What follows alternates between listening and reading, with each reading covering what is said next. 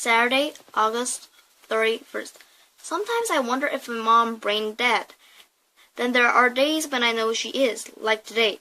The drama started this morning when I cozily asked if she would buy me one of those cool new iPhones, but to almost everything. I consider it a necessity of life second only to maybe oxygen.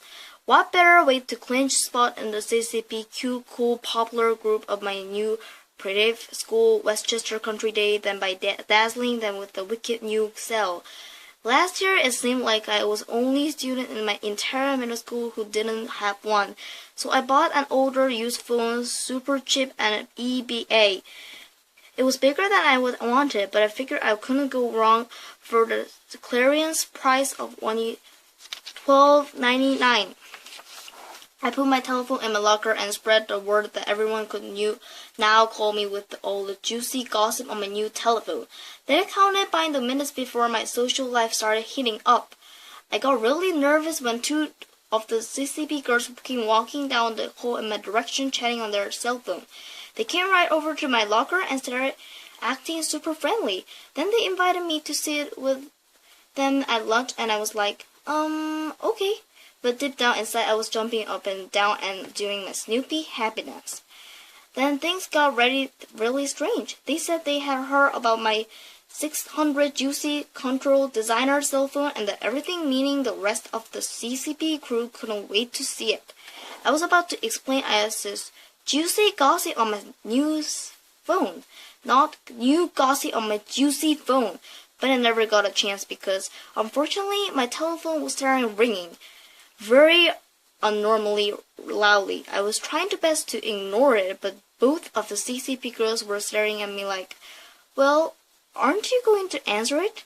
Obviously, I didn't want to answer it because I had a really bad feeling they were going to be a little disappointed that they actually saw my phone. So I just stood there praying that it would stop ringing, but it didn't. And pretty soon, everyone in the hallway was staring at me too. Finally, I gave in, snatched open my locker, and answered the phone, mainly to stop that awful ringing. I was like, hello? Sorry, wrong number. And then I turned around.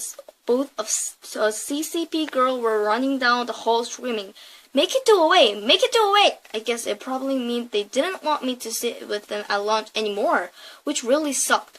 The most important lesson I learned last year is that having cruddy phone or not at all can totally ruin your social life.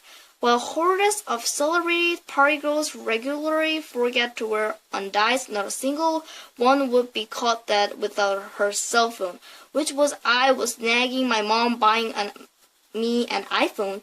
I've tried saving on my own money to buy one, but it was impossible to do, mainly because I'm an artist and totally accident to drawing. Like, if I don't do it every day, I'll go nuts. I spent all of my cash on sketchbooks, pencils, pens, art camps, and other stuff. Hey, I'm still broke. I have a milkshake on layaway at MC Donuts. Anyway, when Mom came home from the mall with a special back to school present for me, I was pretty sure I knew what it was. She rambled on and about how my attending a new private school was going to be a stressful time of tremendous personal growth, and how my best coping mechanism would be to communicate my thoughts and feelings. I was obviously ecstatic because you can communicate with the new cell phone, right? I kind of zoned out of most of that. My mom was